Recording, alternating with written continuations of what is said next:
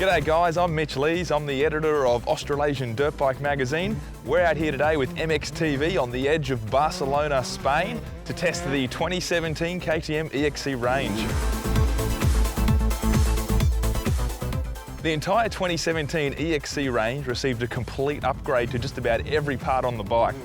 The conditions we tested it in today were prime. We had a little bit of rain last night, which meant there was no dust. We had about a 15-minute loop, everything from tight single track to rocky hill climbs and some fast open spaces as well. So as you can imagine, a world press launch of this magnitude takes a heck of a lot of planning. Maybe 6 months of planning goes into this event, and there's a lot of moving parts to it. There's, the technicians with all the spare parts. There's the hospitality side, so getting all these journalists to the hotel, and the presentations themselves of the technical side of the motorcycles.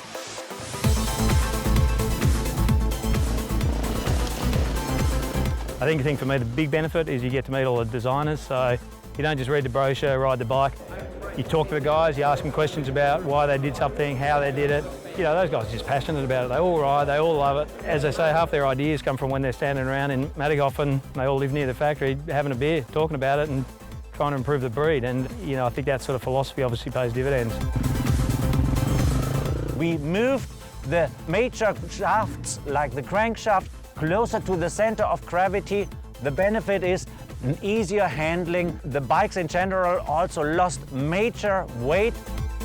We have a newly developed front fork, an open cartridge fork. You can do the adjustment of the fork now from the top of the fork. On the backside, we developed a new Pds Shock. The shock is mounted on top of the swing arm, no linkage. Also reworked system in the airbox. A great feature, the new map switch, offering standard map and an additional advanced map, providing higher performance, a little bit more aggressive performance for those who really want to race fast. They said they reduced vibration by 50% with the counterbalancer in the thing. Might sound like a little thing, reducing vibration, but the spin-off benefits of that were kind of huge. And for me, it was like a really refined ride. You could hear the engine better, knew where you were in the rev range better, feel what the chassis and everything was doing. And it took me a while to kind of embrace the idea, but the traction control is just unreal.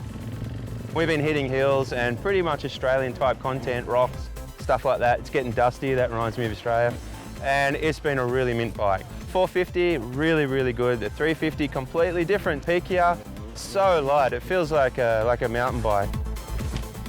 My overall opinion on the EXC two-stroke range, the 250 and the 300, is that they are a far better machine than they were last year. The lack of vibration and the way the engine works now with a little more bottom end and that new Explore fork has made it a much better machine than the 2016 model. Of the four-stroke range, I was surprised to find my favourite bike was the 450 EXC. It probably had the most torque and the most usable power with the Map 1 selected and the traction control mode on. Just had traction everywhere and the power was so usable. That's all we've got today from the 2017 EXC launch. It has been an awesome day. KTM have put on one hell of a show. The bikes are sensational. I think across the board they are a big improvement over the 2016 model, which I would have thought would be hard to do. They're going to be available in Australia mid to late this year, so keep an eye out for them.